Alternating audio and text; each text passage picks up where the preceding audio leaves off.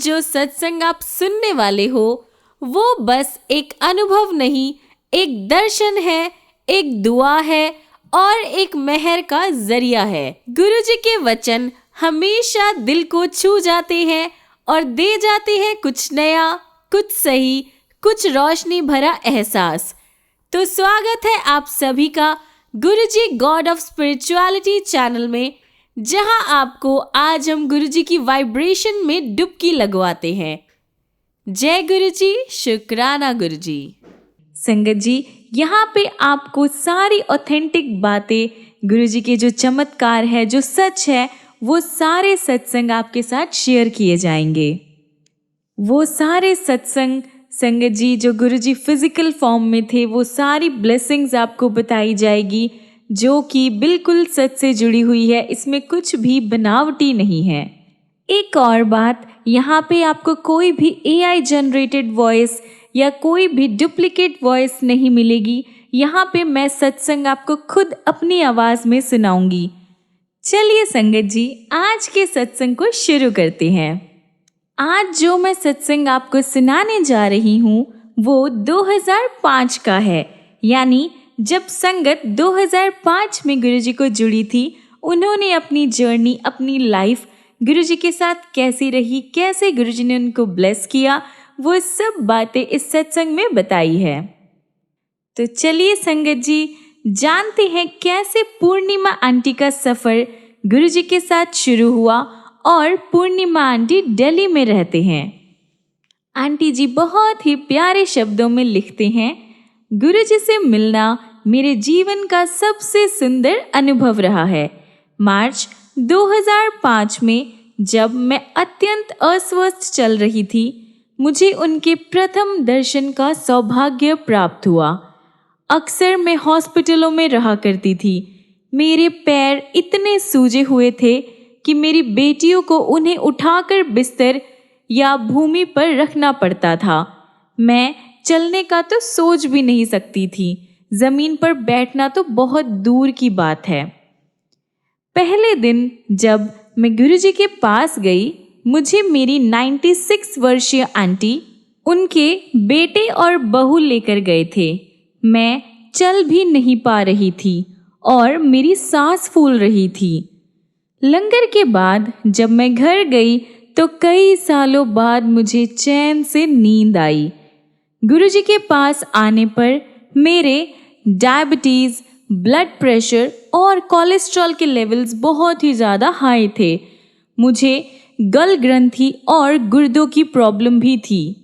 सोते हुए ऑक्सीजन की कमी के कारण मुझे नींद नहीं आती थी। रोग को निद्रा अश्वसन कहते हैं। मेरे में कोई ऊर्जा नहीं थी और मेरा शरीर इतना फूला हुआ था कि लेटे रहने के अलावा मैं कुछ नहीं कर सकती थी। गुरुजी ने मुझ में ऊर्जा का संचार किया और मेरा जीवन ऐसे परिवर्तित किया है जिसकी मैं कल्पना भी नहीं कर सकती थी। ये पुनर्जन्म लेकर जीवन के नए रूप में रहने के समान है। मेरा फिजिकल ट्रीटमेंट के साथ साथ मेंटल ट्रीटमेंट भी हुआ है। दूसरे या तीसरे लंगर के बाद गुरुजी ने हमें लंगर के बाद रोक लिया। उनका प्रेम प्रवाह इतना तीव्र है, इतना तेज है कि मैं सब कुछ भूलकर उसकी आनंद में डूब गई। सारी प्रॉब्लम्स भूलकर जीवन इतना सरल हो जाता है कि हम सदा उनके संरक्षण में रहना चाहते हैं। वह मेरे सर्वस्व हैं, क्योंकि मैं उनके बिना कुछ नहीं कर सकती हूँ और कुछ करना भी नहीं चाहती हूँ। त्रिदेव एक ही है और वह हमें बचाने के लिए अवतरित हुए हैं। उनके पास पहुँचना ही अपने आप में एक चमत्कार है। हमारे जीवन में उनकी उपस्थिति अनिवार्य है और हम केवल उन्हें अपना अप्रतिबंधित प्रेम और आस्था समर्पित कर सकते हैं। उनके साथ होने का तात्पर्य है कि अपने किसी पिछले जन्म में उनके साथ थे और हम उनके अभिन्न अंग हैं। इसी कारण हम इस जन्म में भी उनके साथ हैं। हमें संगत को अपना वृहद परिवार मानना चाहिए।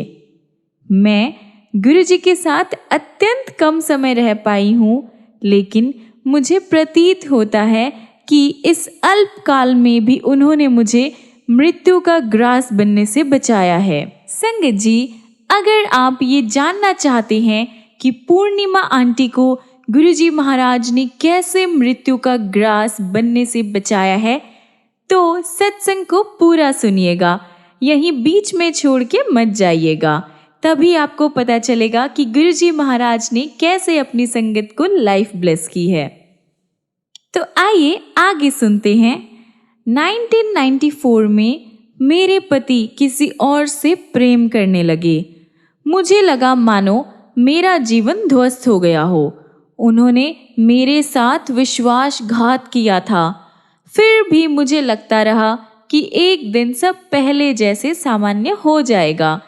हिंदू परिवार से होते हुए मैंने एक मुसलमान से प्रेम विवाह किया था और धर्म परिवर्तन भी किया था। 2006 में मेरे पति ने अपनी इस प्रेमिका से विवाह कर लिया। ये होने के बाद भी मैं संतुष्ट हूँ। इस शांत भाव की प्राप्ति के लिए गुरुजी ने मुझे आत्मनाश से रोका। मैं उस कंडीशन में थी जब मैं आत्महत्या को छोड़कर कुछ भी करने को तत्पर थी। 1998 में मेरी एक बहुत बड़ी सर्जरी हुई थी जो 7-8 घंटे चली थी। उसके बाद जब मेरी जीवन नैया डूब रही थी, गुरुजी ने ही मुझे बचाया था। कुछ समय पहले ही होली के अवसर पर मेरे पैरों पर छाले हो गए और किसी कारणवश ये सड़ने लगे। घाव में से बदबू आने लगी। डॉक्टर्स ने मेरा पैर देखकर कहा कि अंगूठे को काटना पड़ेगा। उस दिन थर्सडे था और गुरुजी के दर्शन के लिए मेरा नियत दिन यानी डिसाइडेड दिन तो फ्राइडे था। कहने की आवश्यकता नहीं कि उनकी आज्ञा के बिना मैं कुछ भी करवाने को तैयार नहीं थी। गुरुजी ने कहा कि एक छोटा सा छेद करने से वह ठीक हो जाएगा। वैसा करने से 1 महीने में मैं ठीक हो गई। अभी तक मैंने किसी अंग विच्छेदन रोगी को उससे बचते हुए नहीं देखा है। कभी कभी मैं दुखी होती हूँ क्यों मैं अपने शरीर के प्रति इतना असावधान रही हूँ और मैंने उसका ध्यान नहीं रखा है। यदि मुझे पता होता कि एक दिन मुझे अपनी स्वामी के दर्शन करने पड़ेंगे तो मैं अपने शरीर को इतना रोगग्रस्त नहीं होने देती और उन पर इतना बोझ नहीं बनती। गुरुजी अपने अनुयायी की वेदना अपने पर अंतरित कर लेते हैं, यानी अपने ऊपर ले लेते हैं। जब वह हमारे कारण कष्ट उठाते हैं, मैं अपने आप को बहुत ही असहाय पाती हूँ। क्या हम कुछ कर सकते हैं? मुझे ज्ञात नहीं है कि मैंने उनको पूर्ण समर्पण किया है या नहीं। क्या मुझे डाउट है या प्रेम के कुछ तत्व को रोककर यह उनसे सीमाहीन प्रेम का नाटक है? मुझे पता नहीं है कि प्रेम क्या होता है। मुझे केवल इतना ज्ञान है कि जब से मैं उनसे मिली हूँ, मैं उनकी दिव्यता का अनुभव करना चाहती हूँ। इससे अधिक और क्या मांगूं? गुरुजी का प्रेम सदा हमारे दिल में खिलता रहे। कुछ भी हो जाए, पर मैं उन तक पहुंचना चाहूंगी। मैं निवेदन करती हूँ कि मेरे कर्मों को इस प्रकार से परिवर्तित करे कि हमें सदा उनकी उपस्थिति का आभास होता रहे। मैं अपने स्वामी के साथ ऐसे ही रहना चाहती हूँ। जितना मैं उनको देखती हूँ, उतना ही मेरी प्यास बढ़ती है और इस प्यास को बुझाने के लिए एक जीवन पर्याप्त नहीं है।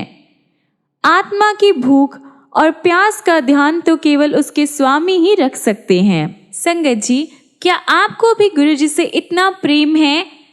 क्या आपको भी ऐसी प्यास है गुरुजी की? तो आप हमें कमेंट्स में ज़रूर बताइए। मुझे सदा चिंता लगी रहती थी कि मेरे बाद मेरी बेटियों का क्या होगा। पर उसका भी निर्णय हो गया है। मेरी बेटियों को अब गुरुजी के संरक्षण में सुरक्षित होने का आभास होता है। उनको जो प्रेम अपने पिता या मेरे से नहीं मिला, वह उनको गुरुजी और उनकी संगत से मिल रहा है। ये बात मुझे आनंदित करती है। मैं मोक्ष का अर्थ नहीं जानती। मेरे लिए उनके दिव्य दर्शन ही मोक्ष है। ये तो मेरी यात्रा का आरंभ है, जिसकी राह का पता नहीं है, लेकिन वह अत्यंत रोचक होगी, इसमें कोई संदेह नहीं है। लक्ष्य तो दिव्य परमात्मा से मिलने का है। यदा कदा गुरुजी मेरी ओर देखते हैं, मानो कह रहे हो कि तुम्हारे अल्लाह वो नहीं कर पाए जो गुरु ने कर दिखाया है। ऐसे समय पर मैं मुक बनकर उनको देखती रहती हूँ, अपना सिर तक नहीं हिला पाती हूँ और कुछ भी कहने में असमर्थ रहती हूँ। आज मुझे लगता है केवल अल्लाह ही ये कर सकते हैं। धीरे धीरे मुझे विश्वास हो गया कि वह उस सर्वशक्ति और ऊर्जा के स्रोत हैं, जिसके हम अंग मात्र हैं। अलग अलग काल में, अलग अलग अवतारों में वह मानवता को सही रास्ता और उनके कष्टों से बचाने के लिए आए हैं। आप उनको अल्लाह, राम या गुरु नानक किसी भी नाम से पुकार सकते हैं। मेरी कामना है कि मेरा मन उस स्तर पर पहुंच सके जहां पर मुझे केवल उनका आभास हो और मुझे सदा उनके कमल चरणों में स्थान मिले। मेरा गुरु प्रेम इतना सशक्त हो कि उनके और मेरे बीच कोई और ना आ सके। सच्चे भक्त की तरह मैं उनकी सराहना कर सकूं, क्योंकि उन्होंने हमें वो सब दिया है जो हमारे लिए आवश्यक था। हम तो केवल तुच्छ प्राणी हैं, उनके लिए कुछ भी करने में असमर्थ हैं। हम तो केवल उनके प्रति धन्यवाद और हार्दिक आभार प्रकट कर उन्हें जीवन भर याद कर सकते हैं। वह हमेशा हमारे दुष्कर्मों को क्षमा करे। हम तो मनुष्य हैं और भूल कर सकते हैं, तो गुरुजी कृपया हमें मोह से बचाए और हमारी अंतिम सांस तक आपके प्रति श्रद्धा सदा विकसित होती रहे। उसके बाद हमें आपकी सहायता की आवश्यकता और अधिक होगी। हम आपकी छत्र छाया में सौभाग्यशाली हैं। भावात्मक ढंग से हम सुरक्षित हैं और इतने पूर्ण हैं कि अशांति का तो कोई प्रश्न ही नहीं उठता है। मैं अपने आप से पूर्णतया संतुष्ट हूँ। ये प्रशांत भाव है। कभी कभी मेरे हृदय में कृतज्ञता का प्रवाह इतना ज़्यादा होता है कि मेरी अश्रुधारा बहने लगती है। यह इतना सुंदर अनुभव होता है जब केवल प्रेम के कारण आंसू बहे। गुरुजी के पास 2 बार आने के बाद मुझ में उनके समीप होने की चाहत बढ़ गई है। मैं अपने आप को रोक नहीं पाती थी। मेरे पति को गुस्सा आता था और हम झगड़ते थे, पर मैं गुरुजी के पास पहुंच जाती थी। हर बार गुरुजी सवाल किया करते थे कि मैंने क्या बहाना बनाया है और मैं व्यथित होती थी कि उन्हें कैसे पता। लेकिन अब मुझे पता है कि वह तो स्वयं परमात्मा है और उनको प्रत्येक कर्म का ज्ञान है। हम कठपुतलियों को उनकी उंगलियों पर नाचना है, उनके बिना हमारा अस्तित्व ही नहीं है। गुरुजी के बारे में लिखना सरल नहीं है। उनके आकर्षण को शब्दों में प्रकट करना बहुत ही मुश्किल है। यदि सारे महासागर स्याही बन जाए और सारी पृथ्वी कागज, तो भी ये संभव नहीं हो पाएगा। मैं अपने प्रभु और स्वामी की प्रशंसा प्रलय तक करते रहना चाहूँगी। कृपा करें कि मैं ऐसा कर सकूं। शब्द कम पड़ जाएंगे, लेकिन मेरी भावना कम नहीं होगी। अंत में मैं अपनी 5 इंद्रियां उनके चरणों में समर्पित करना चाहूंगी और वह मेरी इस भेंट को स्वीकार करे। अगला सत्संग शुरू करने से पहले क्या आप सब मुझे बताएंगे कि आपको इस सत्संग से क्या मैसेज मिला? कमेंट्स में ज़रूर बताइए। तो चलिए अब सुनते हैं अगला एक्सपीरियंस प्रोमिला मेहता का। इनका सफ़र गुरुजी के साथ 2004 में शुरू हुआ था, पर स्ट्रगल्स बहुत पहले ही शुरू हो गए थे। दिल्ली के एक फेमस हॉस्पिटल में सर्जरी करवाने के बाद श्रीमती प्रोमिला मेहता अपने जीवन के लिए जूझ रही थी। वह 1995 से हाई ब्लड प्रेशर से परेशान थी। जुलाई 2000 में उनकी यूट्रस निकालने की प्रोसीजर हुई। डॉक्टर्स ने सर्जरी करते हुए उनके हाई ब्लड प्रेशर की अपेक्षा करी थी और सर्जरी के बाद वही हुआ। उनका ब्लड प्रेशर 180-120 हो गया और 2 वीक तक उसी लेवल पर रहा, जो कि बहुत डेंजरस था। फलस्वरूप उनके गुर्दे खराब हो गए और उसका कोई भी उपचार नहीं था। उनका क्रिएटिनिन का जो रिजल्ट आया वो 1.8 पर आया, जो कि नॉर्मल इंसान के लिए बहुत ही हाई माना जाता है। प्रोमिला ने ठीक होने के लिए सर्जरी करवाई थी, लेकिन उसके बाद तो उनकी जान पे ही बनाई। बॉडी के दूषित ब्लड को सही करने वाले दोनों गुर्दे तो उनके खराब हो चुके थे। उन्होंने काम करना ही बंद कर दिया। प्रोमिला कई डॉक्टर्स के पास घूमी। उनका उपचार बेंगलोर, दिल्ली के एम्स और नोएडा के कैलाश हॉस्पिटल में हुआ, लेकिन कोई भी लाभ नहीं हुआ। उन्होंने आयुर्वेदिक, होम्योपैथी और एक्यूपंक्चर पद्धतियों से भी ट्रीटमेंट करवाया, पर सब कुछ असफल रहे। डॉक्टर्स ने कहा कि गुर्दों का ट्रांसप्लांट ही अब अंतिम सल्यूशन है। समस्या गंभीर होने के 5 साल बाद उनकी एक कोवर्कर ने गुरुजी के बारे में बताया।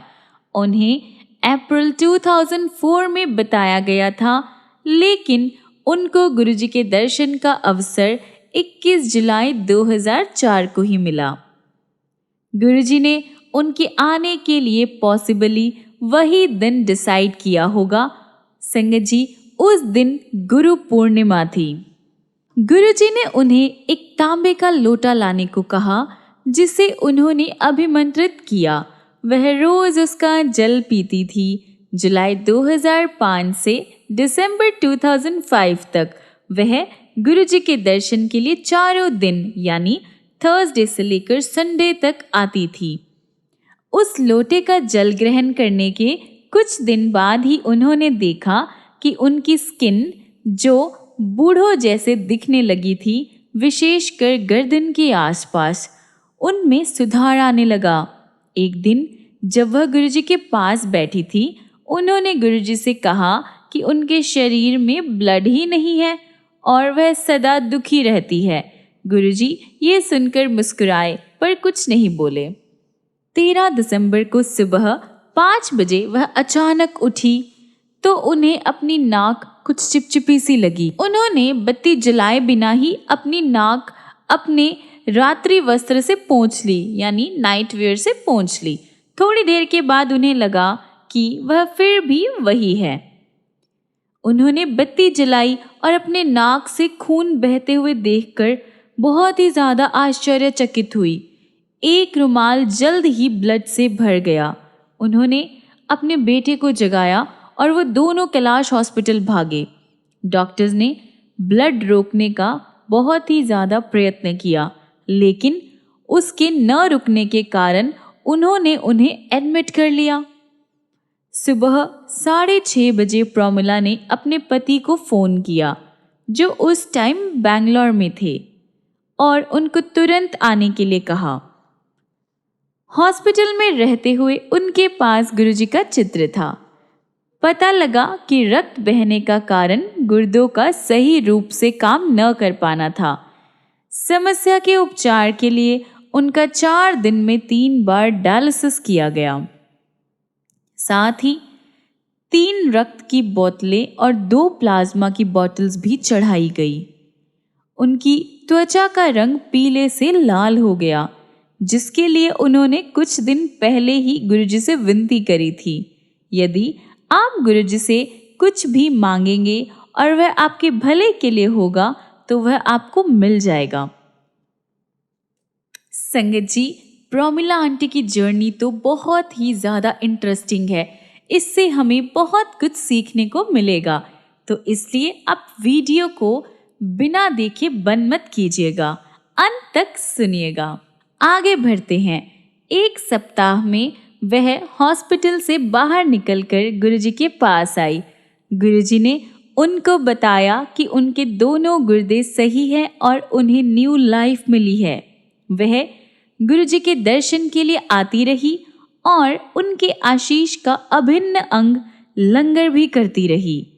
गुरुजी के लंगर में स्वादिष्ट सब्जियां, चटनी, अचार, मिठाई इत्यादि होते हैं, जिनका डॉक्टर्स तो मना कर देते हैं, पर श्रीमती प्रोमिला उस भोजन को शीघ्रता से पचा पाती थी और उनका पूरा सप्ताह सुखपूर्वक निकलता था। फरवरी 2006 में वह फिर से रुग्ण हो गई और उन्हें कैलाश हॉस्पिटल में 3 बार डायलिसिस कराने पड़े। उन्हें ऑल इंडिया मेडिकल इंस्टीट्यूट के स्पेशलिस्ट से मिलने का टाइम मिल गया तो उन्होंने पराध्वनिक चित्रण करवाने का परामर्श दिया। उनके अकॉर्डिंग यदि उनके गुर्दे का आकार अगस्त 2003 के समान हुआ तो मेडिसिन का सेवन करती रहेंगी, अन्यथा उसके घटे हुए होने पर प्रत्यारोपण कराना जरूरी है। श्रीमती मेहता ने एक स्थानीय प्रयोगशाला से परीक्षण करवाया तो गुर्दे का आकार कम निकला। उन्होंने गुरुजी के पास आकर उनके आशीष की कामना करी, ये जानते हुए भी कि डॉक्टर्स ने तो अब प्रत्यारोपण ही अंतिम उपचार सुझाया है। गुरुजी ने उन्हें फिर से आशीर्वाद दिया। अगले सोमवार को प्रोमिला ने उसी प्रयोगशाला से अपना परीक्षण करवाया जिसने अगस्त 2003 में किया था। चमत्कार से वह उसी आकार का पाया गया जो 2003 में था, अतः अब प्रत्यारोपण का तो सवाल ही नहीं था। हॉस्पिटल में रहते हुए उन्होंने गुरुजी के चित्र अन्य रोगियों को भी दिए, वह भी शीघ्र ही ठीक होकर बाहर आ गए। प्रोमिला के ठीक होने पर गुरुजी ने उन्हें वीक में एक बार दर्शन के लिए आने को कहा। गुरुजी के पास हर दर्शन अति निराला अनुभव होता है, किंतु गुरुजी नए भक्तों को भी समय देना चाहते हैं। सप्ताह में एक दर्शन भी उनको प्रफुल्लित कर देता है। वह कहती है कि उस एक दर्शन और लंगर से भी उनमें पूरे वीक के लिए न्यू ऊर्जा, न्यू वाइब्स आ जाती है। संगत जी, आज के लिए इतना ही, क्योंकि हमारे गुरुजी महाराज के सत्संगों की लड़ी तो कभी टूट ही नहीं सकती है और ना ही कभी टूटेगी।